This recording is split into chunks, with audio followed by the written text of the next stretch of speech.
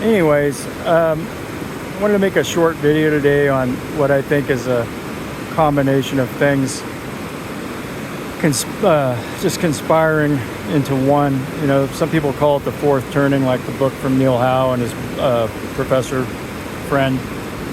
And you might say, well, what's the fourth turning? That has to do with about every 80 years the world goes through upheaval and a rebirthing. You know, if you count our country, you would go from the revolution in 1776 to 1789, jump forward to the Civil War, jump forward again to the Great Depression and the World War II, and then jump forward again, and you're now. And that could quite be true. I look at it as that, and sort of a combination of theoretical physics times economics times the paranormal times geopolitics times religion. And I think that is what sort of equals the fourth turning, meaning that we don't completely understand what it is or why we go through it. But anybody that knows the stock market, other areas of life, even biology, understands cycles, right? You know, spring goes to summer, summer goes to fall, fall goes to winter. You can look at Fibonacci numbers and how they are in everything from beehives to stock equities charts. Just a lot we don't know.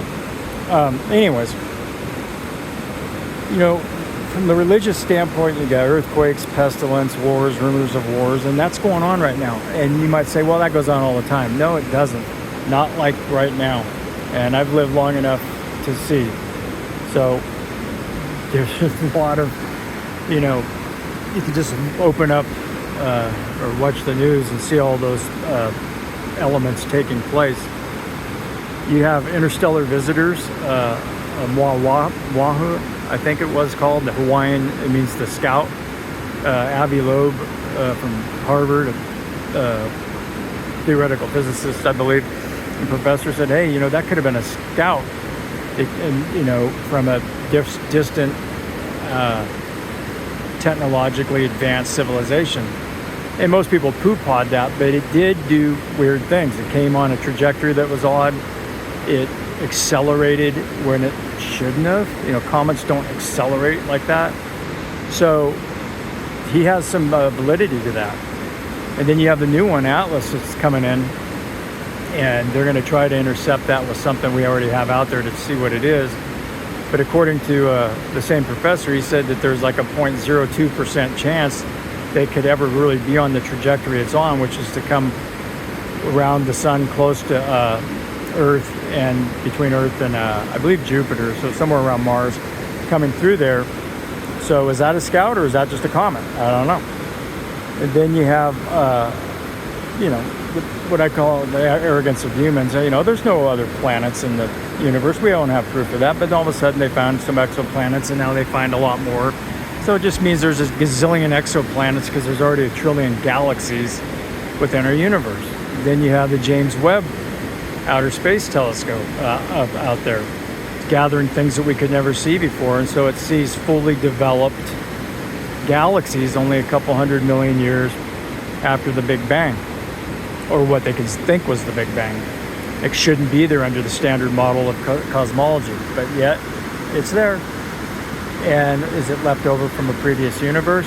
Are we looking and peering into another universe? They don't know. Okay, but they know that it doesn't fit, and it's throwing everything in theoretical physics on its rear. You got, you know, the wars going on, Ukraine, Russia, and Israel attacking most of its neighbors, and that's not over with because they want regime change in Iran, and they'll make some excuse to do that or try to get us involved in it. The Ukraine-Russia thing, you know, that I could get into the nitty-gritty of that, but I won't. But basically, Russia invaded because in 2014, we fermented a color revolution through the CIA to get a neutral government out of power in Ukraine and install a puppet regime, which is there now, that's pro-Western.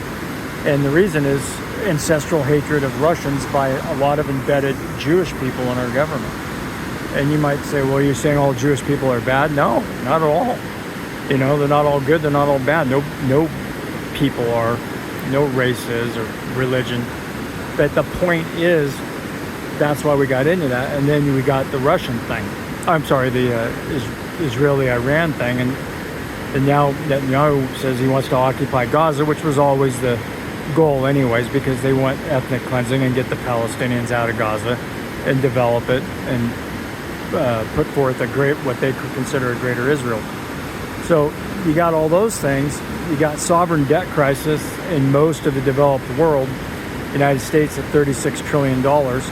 So when that blows apart, and it will blow apart in one way or another, it'll be the end of big government. What's that mean? It means a lot of social welfare programs are going to go down the tubes. That means a lot of unrest in the street.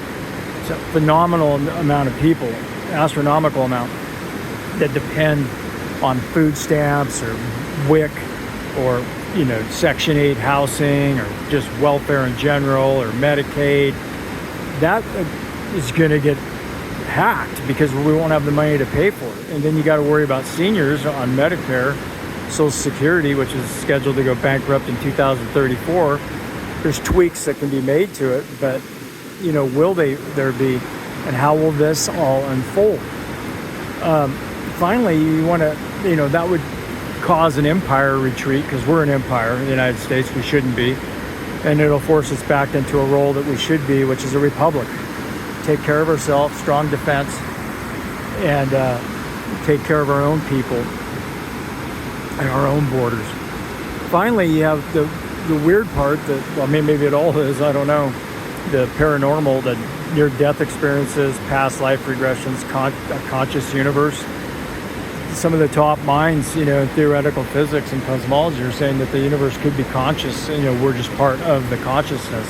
Maybe that explains things like people that die on the operating table and are brought back 5-8 minutes later, and most have very similar stories about what they see, and that, you know, they float above their body, they can see people in other rooms and what they're saying, they can see what the doctors are doing, etc. But they're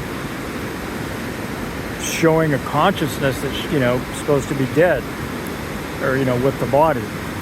Well, anyways, in the long and short of it, humans are arrogant. Humans think they know everything, and they know nothing.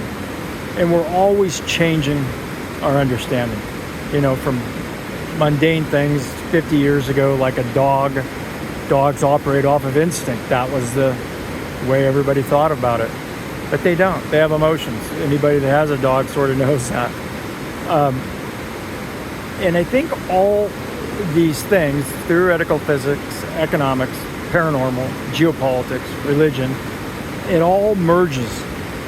And this merging operates within the universe, obviously, and it operates off of cycles. And I think that's sort of the fourth turning explained in a different way. I think we are going to go through a birthing process, or already are in it, actually, obviously, I would say, if you're watching the news. And it won't end, you know, until maybe 2030, 31, 32. And you just got to hope that the minds and the decision makers and leaders aren't stupid enough to get us into a nuclear war or some other dumbass thing. But we got to be very careful how we tread, because I think love thy neighbor has never been more apt than now and during this period upcoming, because people are going to need to depend on other people as things that they held as constants and stable are not constant and are not stable and fall apart. So anyways, that's my little video for today. Sort of different, not strictly on geopolitics, not strictly on economics, but I think it's relevant.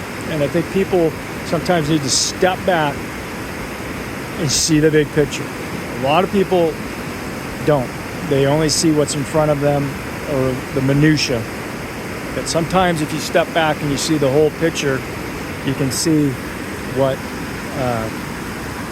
the world's really, or more than the world, everything is really about. Anyways, I'll sign off for now.